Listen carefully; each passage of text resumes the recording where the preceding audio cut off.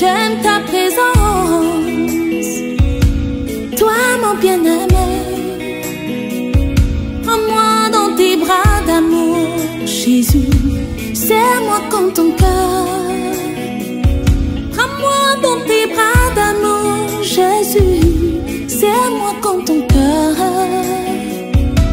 J'aime ta présence. Si tu as péché, ce n'est pas le problème de Dieu. Dieu a donné la portion magique pour la solution de ton péché. Regarde à la croix. J'aime ta présence, Jésus mon roi. Sinon ce matin, je voudrais considérer avec vous Exode 14, 14. Exode 14, 14. Et le thème, c'est la valeur du silence. La valeur du silence. Nous l'avons prêché il y a quelques mois de cela. Mais je pense qu'il est temps de le reprendre encore. L'Éternel combattra pour vous et vous gardez le silence. Et quelqu'un disait, tais-toi. Le silence produit autant de résultats que la science.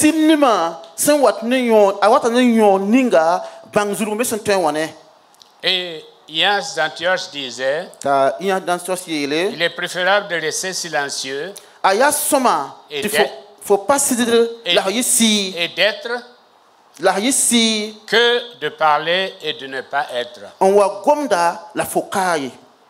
Peut-on demander à un pentecôtiste de garder le silence? Puisque le bruit semble être sa marque déposée. Peut-on requérir le silence à une génération postmoderne?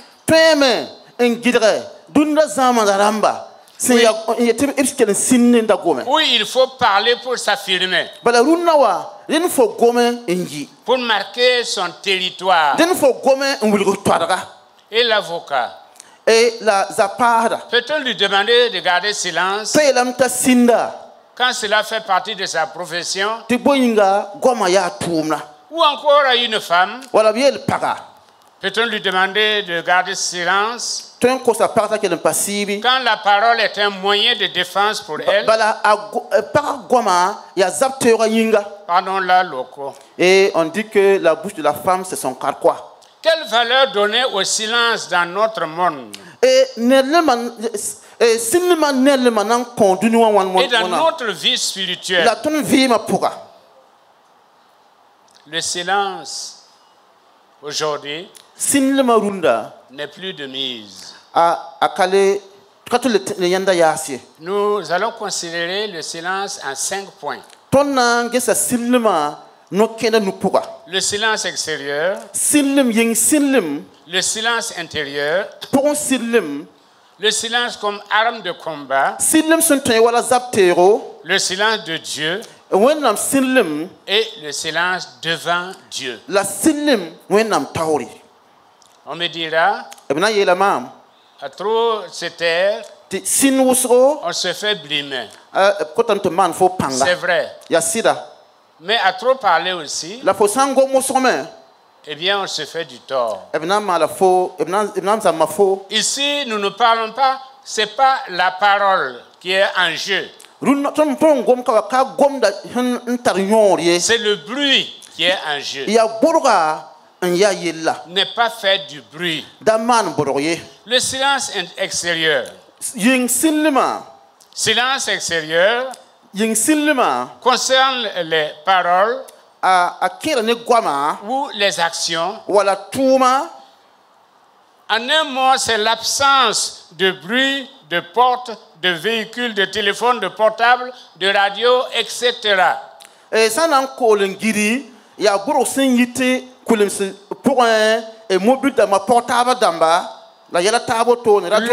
Le bruit extérieur programmé pour agir sur notre sublimal.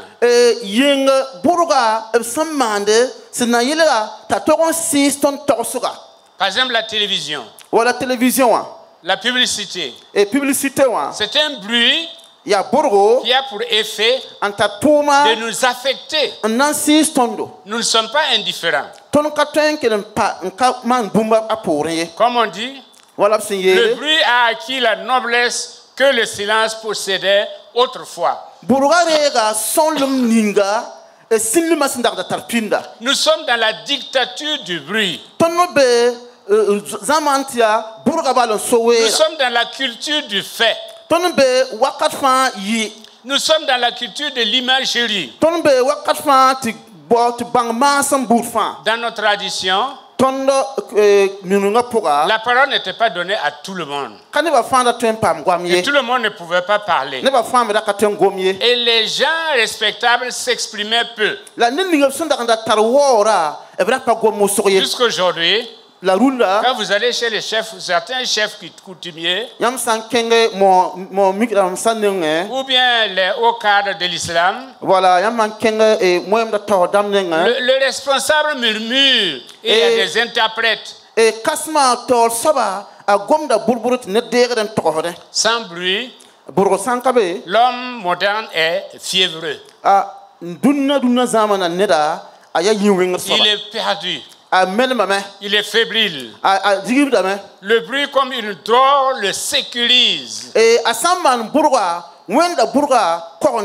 Cependant, le bavard est loin de Dieu. Parce qu'il est superficiel. Il est vain. Le bavard est un être dangereux. Et le bruit est un viol de l'âme. Parce que souvent on crie pour faire taire ce qui crie en nous.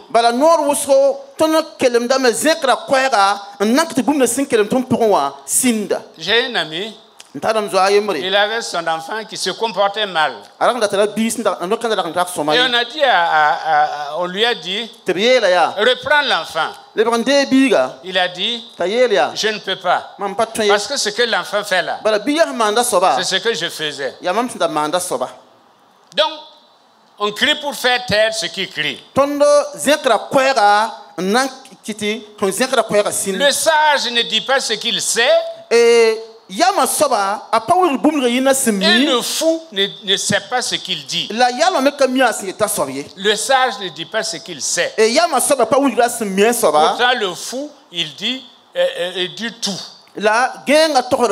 Sans savoir même ce qu'il dit. L'abondance de parole n'est pas sans péché.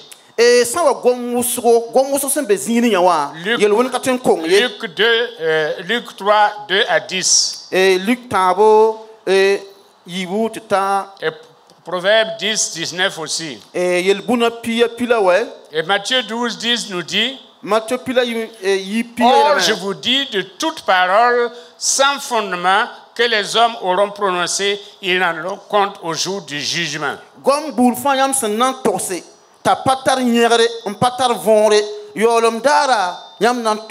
Qui veille sur sa bouche préserve sa vie. En tuant le silence, l'homme assassine Dieu. C'est pourquoi il y a la théologie de l'amour de Dieu à un moment donné de notre histoire. En tuant le silence, l'homme assassine Dieu. Parce qu'il réduit Dieu au néant. Ça, c'est le silence extérieur. Le silence intérieur. Le silence intérieur qui provient de nos pensées peut être, lui, constitué d'absence de souvenirs, de projets ou de paroles extérieures, de soucis ou d'affection, ou de désirs excessifs.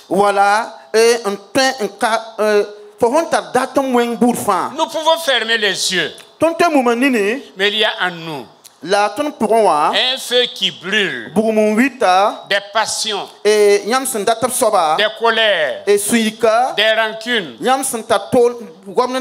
des violences qui sont difficilement contrôlables. C'est le bruit de notre moi qui ne finit pas de réclamer ses droits. Tu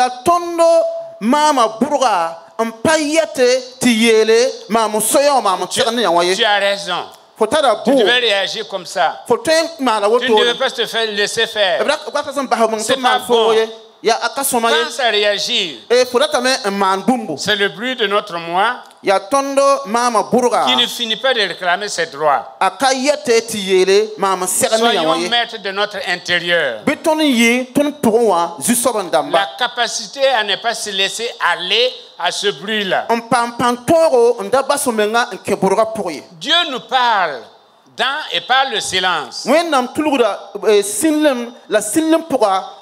Quand il s'est révélé à Élie, eh bien, il y a eu du bruit, toutes sortes de bruits, mais ce n'est que dans le souffle léger qu'il s'est adressé à son serviteur.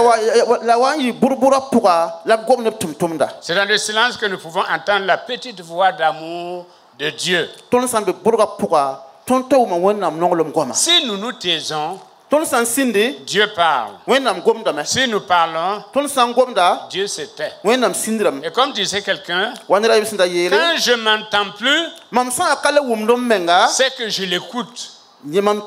C'est qu'il me parle. Mais quand je m'entends, c'est que Dieu ne parle plus. Quand c'est moi qui parle, il dit tu dois te venger. Tu fermes les yeux et tu calcules. Dieu ne parle plus. Si la parole caractérise l'homme, c'est le silence qui le définit et qui le valorise aux yeux de Dieu. Troisièmement, le silence comme arme efficace dans le combat. L'Éternel combattra pour vous. Et vous gardez le silence. Quand nous sommes agressés, accusés, en un moment quand nous faisons face à l'adversité,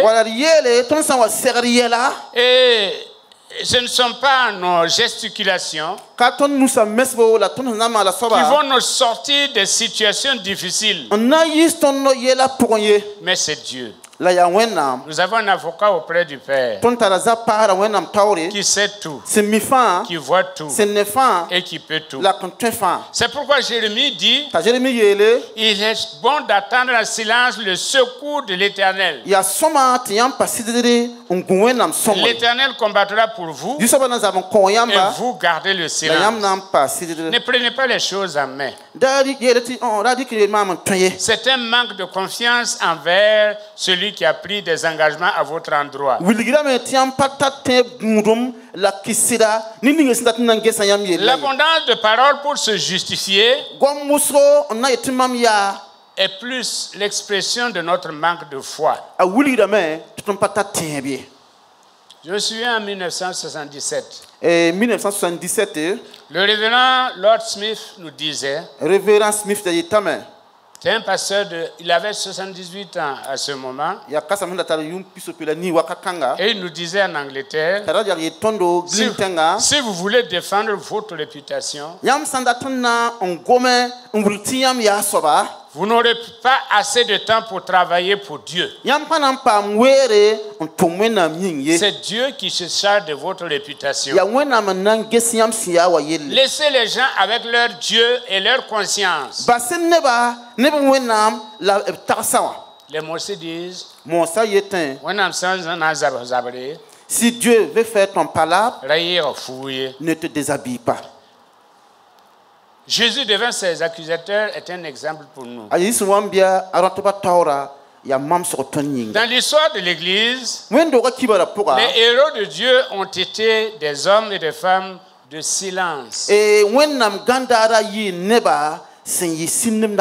Les monastères ont été des lieux de silence, mais des lieux de création. monastère d'Amba Isaac le Syrien disait, Isaac aime le silence plus que tout. Car il te donne de porter des fruits. Augustin, en commentant sur cette déclaration de Jean, il faut qu'il croie ce que je diminue. Augustin il déclarait ceci. Il faut que toutes les voix diminuent au fur et à mesure qu'on avance dans la connaissance de Christ.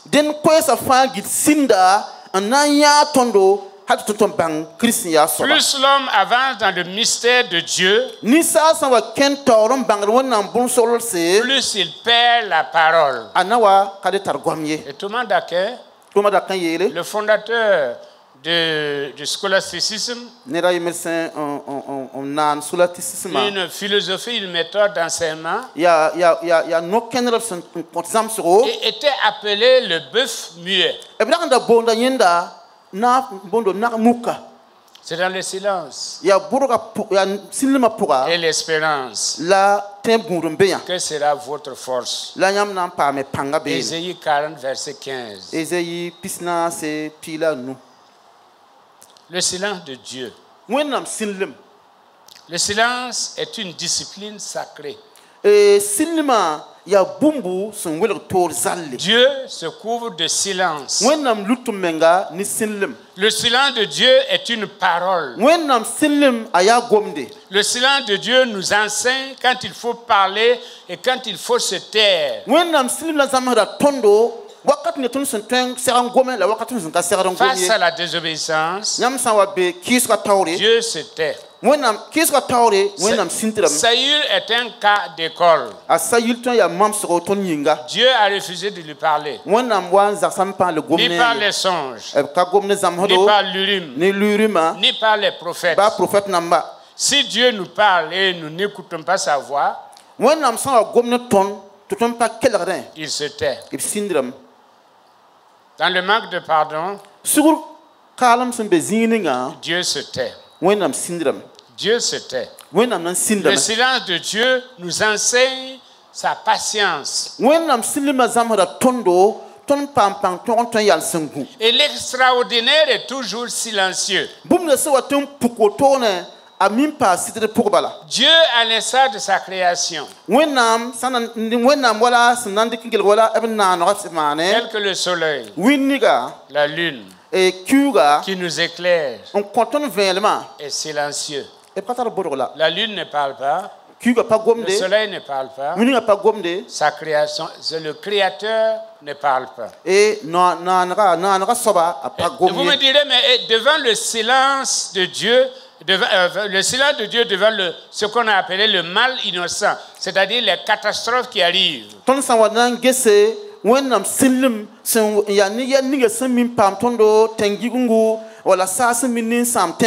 Dans les fléaux, c'est Dieu qui est victime.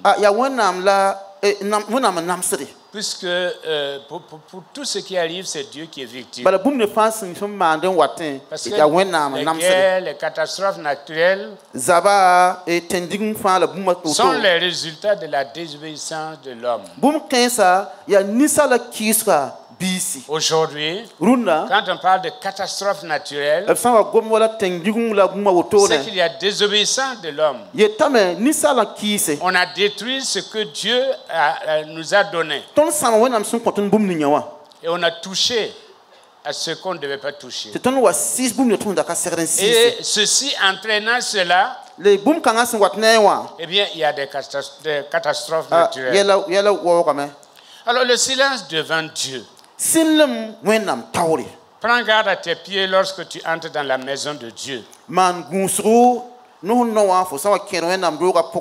Approche-toi pour écouter que pour offrir le sacrifice des insensés. Ne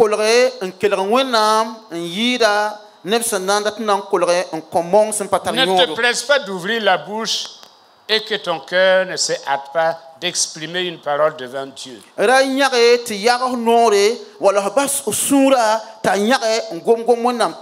tes paroles soient peu nombreuses. Ecclésiaste 4, verset 17. Et 5:1. Si nous voulons trouver Dieu, laissons tout le monde dehors, y compris nous-mêmes. Laissons tout le monde dehors, y compris nous-mêmes. Si tu veux que Dieu parle, il faut te taire. Le silence maintient l'intérieur de la ferveur, de la ferveur religieuse. Ce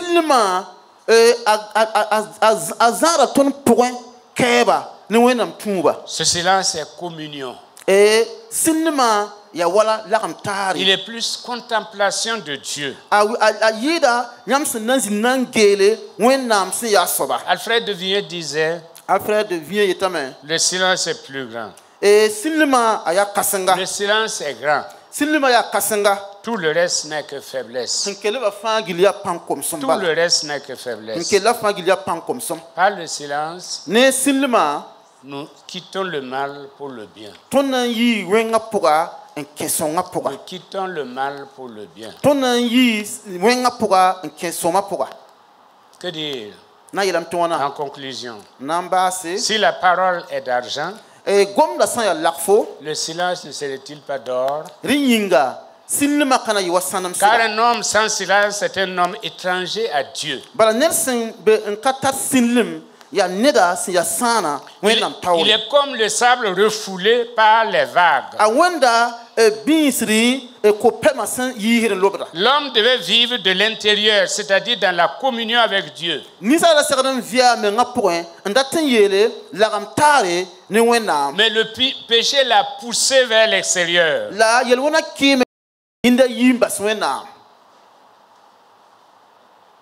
Il est hors de Dieu. Il ne peut que faire et se nourrir du bruit.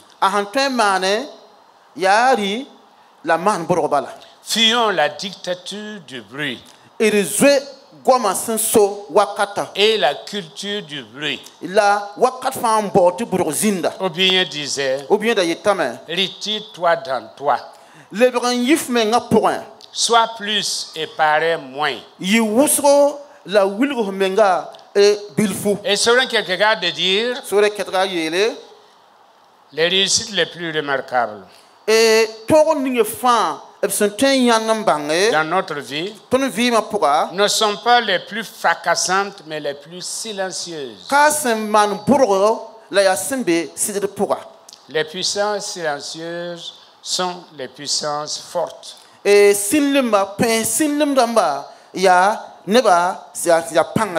Car le monde tourne, fait du bruit, mais la croix, symbole du silence, demeure. Le monde tourne, mais la croix, symbole du silence, le silence de Dieu. Dieu qui s'est tué quand même son fils a crié. Dieu qui a offert son fils et qui a marqué l'histoire. Cette croix-là, elle est là, elle demeure. C'est pourquoi apprends à te taire devant Dieu. Apprends à observer la valeur du silence. L'Éternel combattra pour toi. Et toi, garde le silence. Garde le silence. Au bureau, garde le silence. Ta famille, garde le silence. Dans ton environnement, garde le silence. Mets Dieu devant ses responsabilités. Et regarde ce que Dieu va faire. Que le Seigneur nous bénisse. En ce temps, la Bible nous dit, dans des temps pareils, le sage se tait. Le sage se tait. Que Que le Dieu nous apprenne à nous taire. Non seulement pour l'écouter, mais pour le voir agir. Que son nom soit loué. Amen. Amina.